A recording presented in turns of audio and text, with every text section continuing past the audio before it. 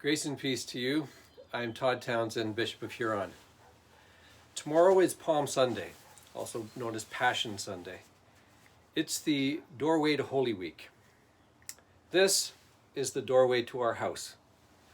I'm at home right now, and I'm praying for everyone, but especially those who do not have a home. We're all adapting to this time and to the idea that for us, this is going to be a Holy Week spent in place. So I encourage you to make a space in your place to do this. If you can, prepare a spot in your home in a way that helps you to focus on God throughout this week. Some of the traditions this week are going to be different or new for us. We're used to having palm crosses tomorrow, and that might not be possible. So you might want to make palm art, or you might want to put greenery on the door, like this, if you can find some. In a moment, I'm going to look forward to what's coming up this week in Holy Week, because it's a holy time. To help you with this, there's going to be liturgical resources coming to you by mail or electronically. Some are written resources, and I'm going to be doing some more video messages to help you guide your way through this week.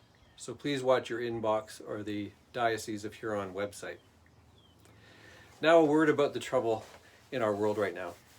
I chose a word from Lamentations because right in the middle of a deep lament for what was going on, the ancient people and the ancient writers wrote, "It's a good thing to hope for help from God."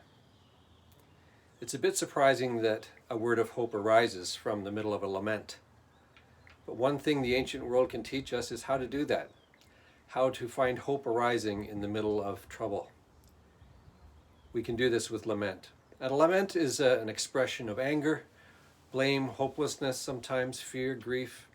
It is to feel and to show or express regret and sorrow. It's not just a feeling, it's the expression of it.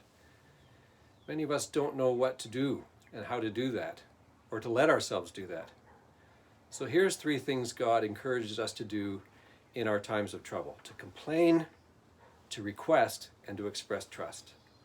It's a remarkable thing to be able to do all 3. Lots of people know exactly how to complain, and sometimes there's perfectly valid things to complain about. And not just to complain, but to protest with all our might. And sometimes things happen that require this.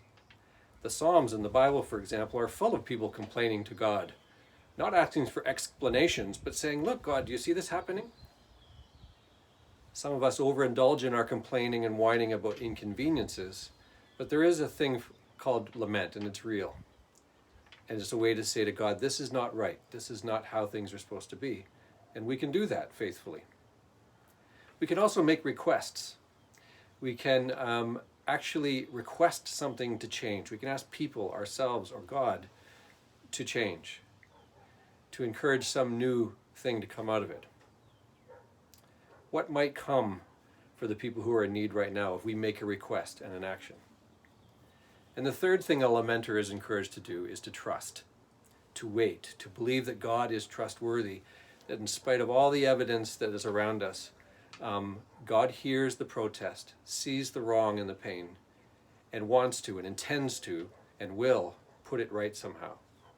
That's the promise of God, that God intends to take all of these outbursts and these broken relationships and this disorder and make it right. Help will come. Healing of one kind or another will come, and it's a good thing to hope for help from God. So this Holy Week is so full of rich with meaning. It can seem empty and different this year, but one thing we learn by the end of the Holy Week is a new meaning of empty. We see that things are only empty in the way that the tomb of Jesus was empty. And looking into that emptiness, we can turn from it and hear our voice being called from nearby. And we recognize that it's the risen one, that they are alive. God was not going to let death or disease or disorder be the last word. Thanks be to God. So have a great Palm Sunday and a great beginning of Holy Week. I'll see you on Thursday.